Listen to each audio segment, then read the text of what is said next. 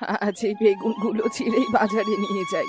বেগুনগুলো যে বাজারে খুব হয়েছে, এতগুলো বেগুন একসাথে বাগানে থাকলে যে পোকা ধরবে, তার চেয়ে বরং সবগুলো বেগুনই বিক্রি করে ফেলি। বেগুনগুলো সব বাজারে নিয়ে বিক্রি করে যে টাকাগুলো পাবো, তাই দিয়ে আজ বড় দেখে একটা রুই মাছ কিনে আনবো। আহা, আজ কতদিন পর রুই মাছ দিয়ে ভাত খাবো।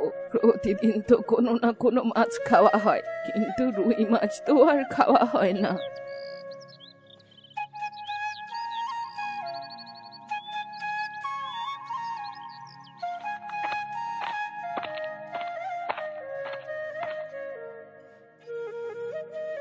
বুড়িমা, ও বুড়িমা, তুমি দেখছি তোমার বাগানে আসো। হ্যাঁ রে গোপালের বউ, বাগানেই সবজি তুলছি। এই সবজিগুলো বাজারে নিয়ে বিক্রি করব। তা বেশ ভালো বুড়িমা। শোনো, আমাকে কিছু সবজি খেতে দেবে? আজ ঘরে রান্না করার মতো কিচ্ছুটি নেই। ওইদিকে সুটকির বাবা যে সেই কখন বাজার করে আনে কে জানে।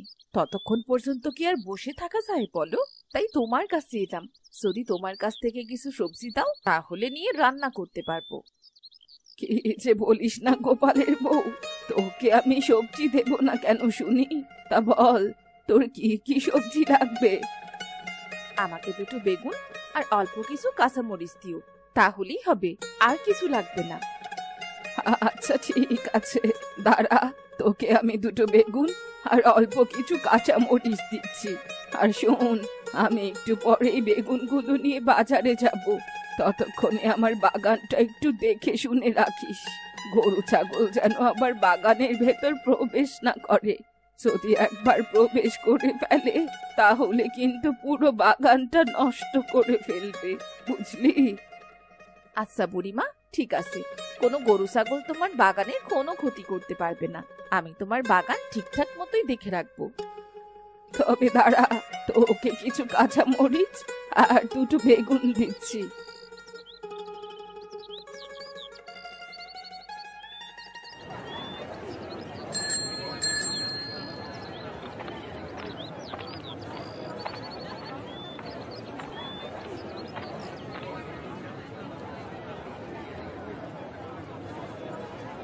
ওই তো কত সুন্দর সুন্দর মাছ উঠেছে বাজারে।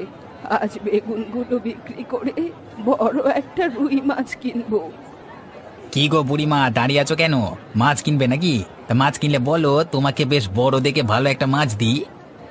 হ্যাঁ রে কানাই, মাছ তো কিনবো, তবে এখন না। বেগুনগুলো আগে বিক্রি করে নি। আজ ভাবছি বড় একটা রুই মাছ কিনবো। ঠিক আছে বুড়িমা, তুমি কোনো চিন্তা করো না। যাও যাও, তুমি তোমার বেগুনগুলো বিক্রি করে এসো, আর ততক্ষণে আমি তোমার জন্য বড় একটা রুই মাছ রেখে দিচ্ছি, কেমন? আচ্ছা ঠিক আছে কানাই, বড় একটা রুই মাছই রাখিস, কিন্তু ছোট রুই মাছ আমি আবার খেতে পারি না। এবার তাহলে যাই, আর দেরি না করে বেগুনগুলো বিক্রি করে আসি।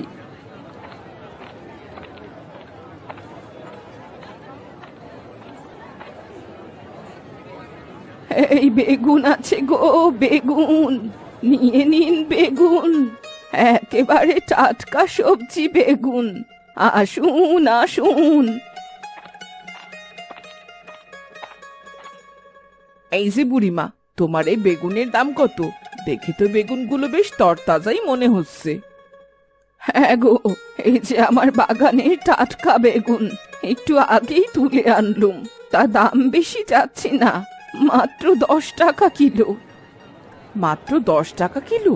আচ্ছা ঠিক আছে বুড়িমা, তাহলে তুমি আমায় 2 কিলো বড় বড় বেগুন দাও। হ্যাঁ, এক্ষুনি দিচ্ছি।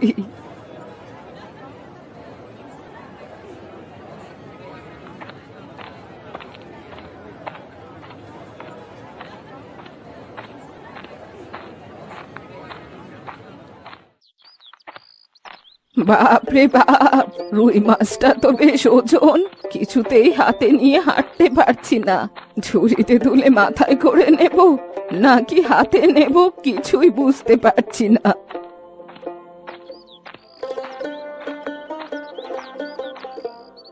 আরে ও বুড়িমা, এত বড় একটা রুই মাছ কত টাকা দিয়ে কিনলে গো? আরে দেখে তো বেশ বড় মনে হচ্ছে। আরে হ্যাঁ রে, বড় একটা রুই মাছ খেতে ইচ্ছে করলো, তাই কিনে আনলাম। দাম রেখেছে পুরো 250 টাকা। এত বড় একটা রুই মাছ তোমার কাছ থেকে 250 টাকা রাখলো? ব্যাপার কি বুড়িমা, এত কম দামে এত বড় মাছ কি করে কিনলে? আরে আর বলিস না, মাছের দোকানদার আমার খুব পরিচিত। সব সময় ওর দোকান থেকে মাছ কিনি তো, তাই একটু দামটা কম রেখেছে। তা বেশ ভালোই হয়েছে বুড়িমা। যাও এবার তাহলে বাড়ি গিয়ে রুই মাছটা রান্না করে একা একা খাও। তবে একা তো তুমি এত বড় একটা মাছ খেতে পারবে না মনে হয়। কে বলেছে খেতে পারবো না? একবেলা দুবেলা করে ঠিক খেতে পারবো, ও নিয়ে তুই ভাবিস না। এবার আমি গেলাম তাহলে। আচ্ছা বুড়িমা, যাও।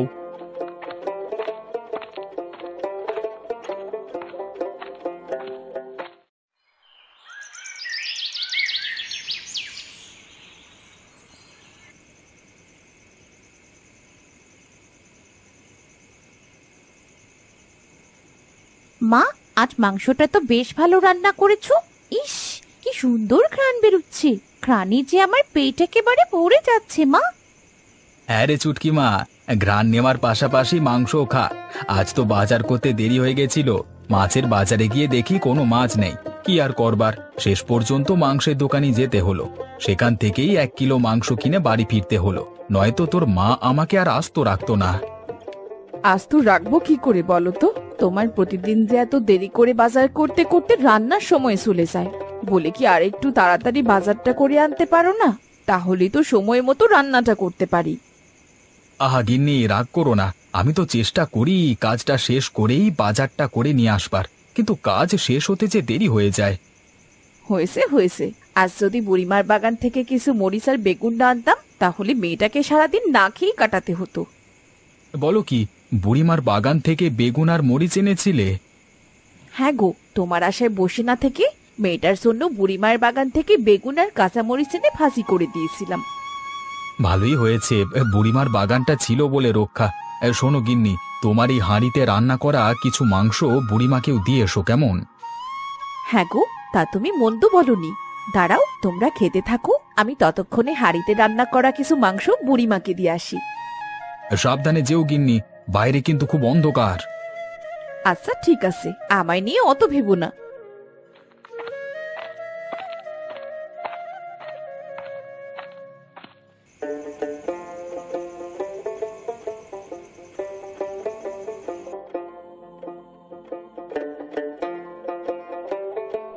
না, আজকে রুই মাছটা তো অত মজা লাগছে না। যতটা মজা লাগবে ভেবেছিলাম, ততটা মজা আসলে পেলাম না। এখন আমার মুখে কি ভালো লাগছে না, নাকি রান্নাটাই মজা হলো না কে জানে। কাল বাগানের টমেটো গুলো বিক্রি করে একটা ইলিশ মাছ কিনে আনবো। ইলিশ মাছ খেলে নিশ্চয়ই মুখের স্বাদ বাড়বে। আরে, এত রাতের বেলা আসলো কে? না, খেতে বসেও দেখি একটু শান্তি নেই। যাই গিয়ে দেখে আসি কে এলো আবার এত রাতে।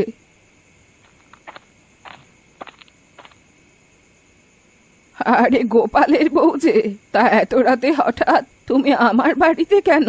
কোনো সমস্যা হয়নি তো? আরে না গো বুড়িমা, কোনো সমস্যা হয়নি। তোমার জন্য আমি হাঁড়িতে রান্না করা মাংসটুকু নিয়ে এলাম। আজ খুব দেরি করে সুটকির বাবা বাজার করে এনেছে। বাজারে কোনো মাছ না পেয়ে মাংস এনেছিল, তাই মাংসটুকু হাঁড়িতে বসিয়ে কষিয়ে রান্না করেছি। কিছুটা তোমার জন্যও এনেছি, এই নাও বুড়িমা। আরে দেখো কাণ্ড, আমি বুড়ো মানুষ, এই মাংস কি আমি খেতে পারি নাকি?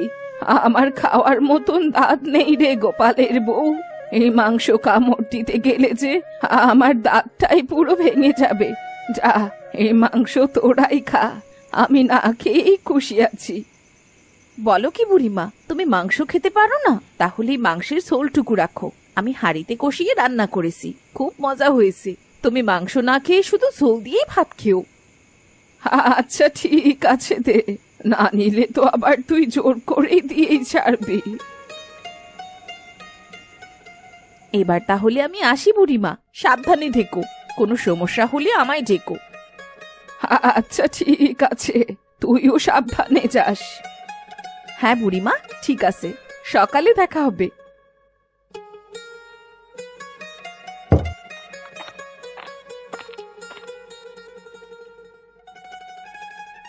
আরে বাহ, কি সুন্দর ঘ্রাণ বেরোচ্ছে মাংসের তরকারি থেকে।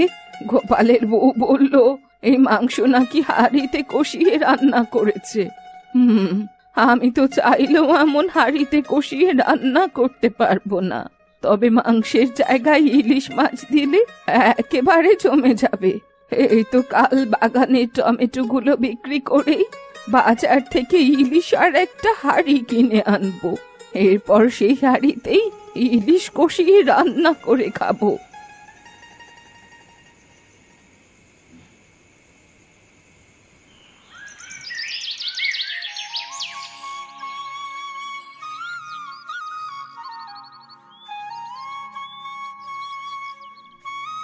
এই তো বাগানের সব টমেটো ছেঁড়া শেষ। এবার জলদি করে টমেটোর ছুরিটা নিয়ে বাজারে যাই। বাজারে গিয়ে টমেটো গুলো বিক্রি করে একটা ইলিশ আর একটা হাঁড়ি কিনে আনি। আজ মাটির হাঁড়িতেই ইলিশ মাছ রান্না করব।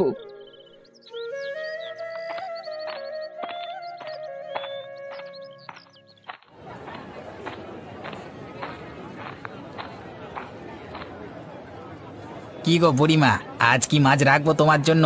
রুই না কাতলা, বলো কোনটা দেবো? না রে কানাই, এইসব রুই কাতলা মাছ খেতে খেতে মুখটা একেবারে তেতো হয়ে গেছে। এইসব মাছ আমি আর খাবো না। তুই আমার জন্য বড় দেখে একটা ইলিশ মাছ রাখবি।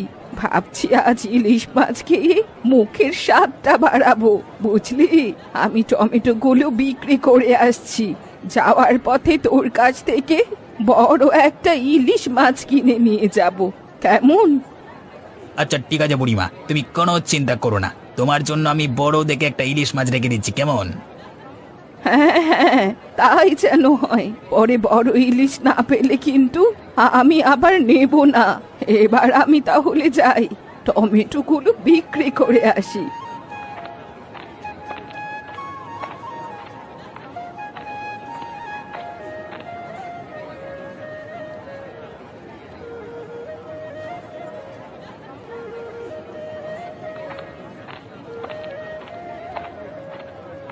যাক বাবা, অবশেষে আমার সবগুলো টমেটো বিক্রি করা শেষ হলো।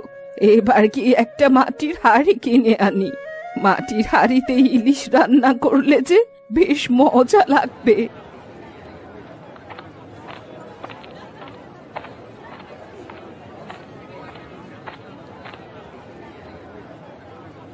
এই যে কামার, আমায় একটা মাটির হাঁড়ি দাও তো, খুব ভালো দেখে দেবে, যাতে ইলিশ মাছটা খুব ভালোভাবে রান্না করতে পারি। ইলিশ মাছ রান্না করবে বুড়িমা? তাহলে মাটির হাঁড়ি কেন নেবে? মাটির ভাঁড় নিয়ে যাও। ইলিশ মাছ রান্না করবার জন্য মাটির ভাঁড় বেশি ভালো। বলিস কি কামার, মাটির ভাঁড়ে বুঝি ইলিশ মাছ রান্না ভালো হয়? হ্যাঁ গো বুড়িমা, তাহলে আর বলছি কি তোমাকে। শোনো বুড়িমা, সবাই তো ইলিশ মাছ রান্না করে মাটির ভাঁড়ে, আর মাটির হাঁড়িতে শুধু ভাত রান্না করে, বুঝলা?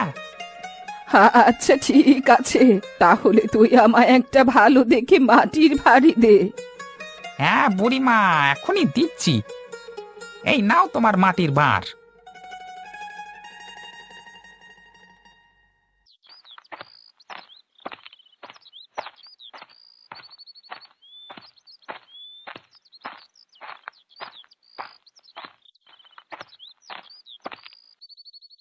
আরে ও বুড়িমা, দাঁড়াও দাঁড়াও, হাতে ইলিশ মাছ আর মাটির ভাঁড় নিয়ে কোত্থেকে ফিরলে গো?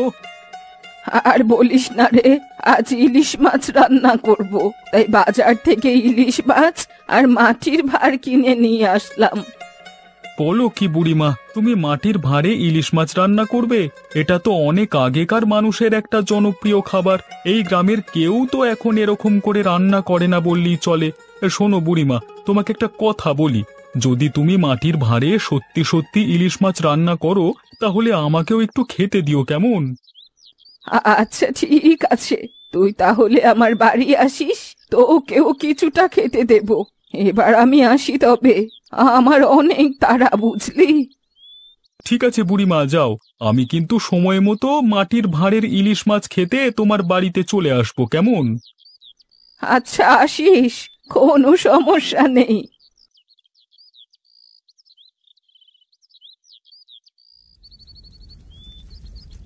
আরে বাহ, মাটির ভাঁড়ে ইলিশ রান্না করতেই দেখছি বেশ সুগন্ধ বেরুচ্ছে। রান্নাটা হয়ে গেলেই খাওয়া শুরু করব।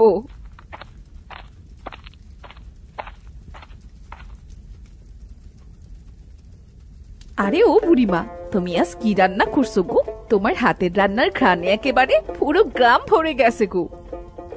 আর বলিস নে, আজ আমি মাটির ভাঁড়ে ইলিশ রান্না করছি।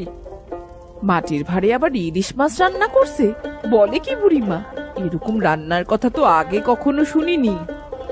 তাই তো বুড়িমা, এরকম রান্নার কথা তো এই প্রথম শুনলাম।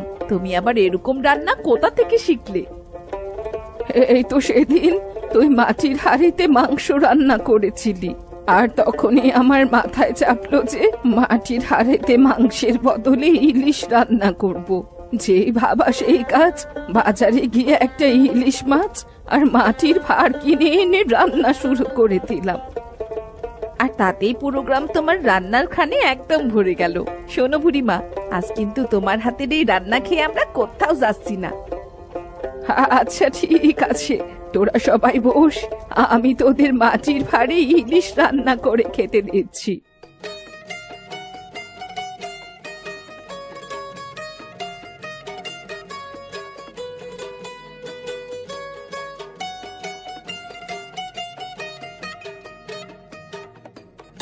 বাহ বুড়িমা, তোমার হাতের রান্নার তুলনা হয় না গো।